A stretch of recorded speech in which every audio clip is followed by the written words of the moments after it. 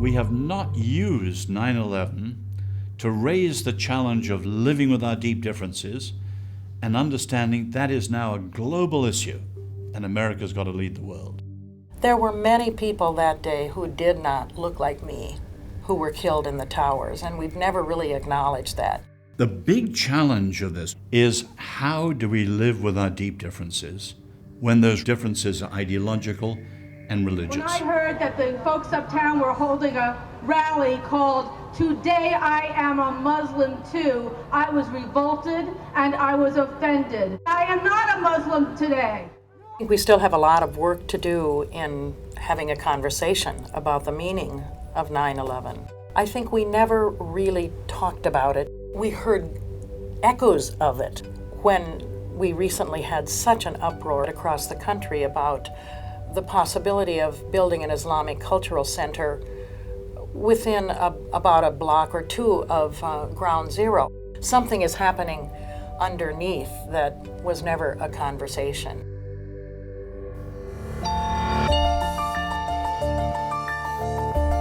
You can't have healing unless you have dialogue and unless you have engagement. Imam Faisal decided that this would be a very appropriate thing to have in New York City, where the tragedy of 9/11 occurred. It was a logical thing to do. It was a logical thing to do because we need to have conversation about that horror in the life of our own country. Homeland Security Chairman Peter King invited 3 people to testify, all of whom share his view that some Muslim American leaders aren't cooperating with law enforcement. There's a great deal of fear, anger, uncertainty in the Muslim community, and I perfectly understand their reaction to the Peter King hearings in Washington, D.C.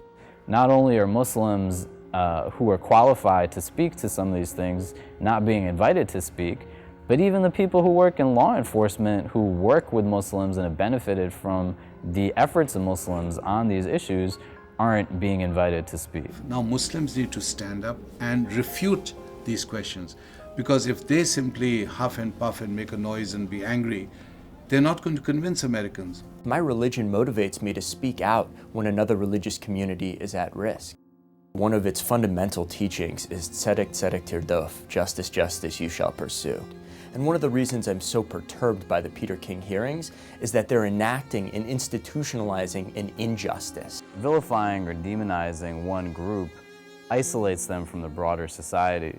The stereotypes that exist right now about the Muslim community in the United States are negative to the point that they're equating the normative understanding of Islam to be something that's radical.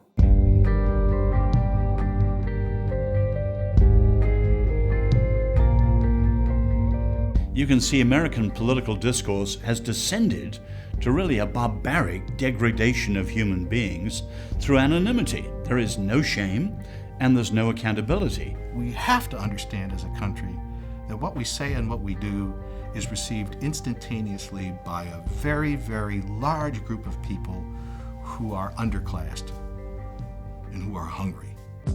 The question of how we live with deep differences is not to search for a lowest common denominator.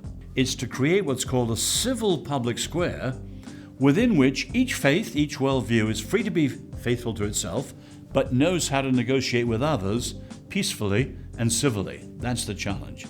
A right for one is a right for another and a responsibility for both. It's critical for Americans to balance their respect for religious pluralism. After all, America is the classic society of immigrants. Ultimately, we must remember the great notions of justice, of compassion, of knowledge and learning that make America, America. This breaking news. Beginning to learn. These are the headlines on the United States has conducted an operation that killed Osama bin Laden. Some people will see Osama bin Laden's death as good riddance to a bad Muslim. Some people will then think, this is the solution.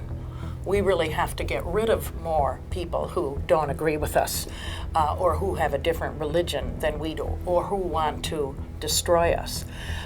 That will not foster conversation at all.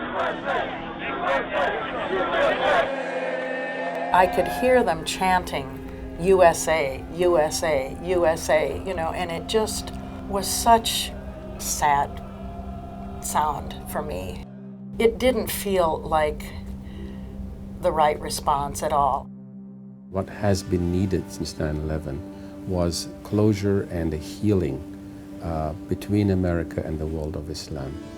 And there's no doubt in my mind that the event of his death has been a major step and a major milestone in this important discourse of healing the relationship between America and the world of Islam.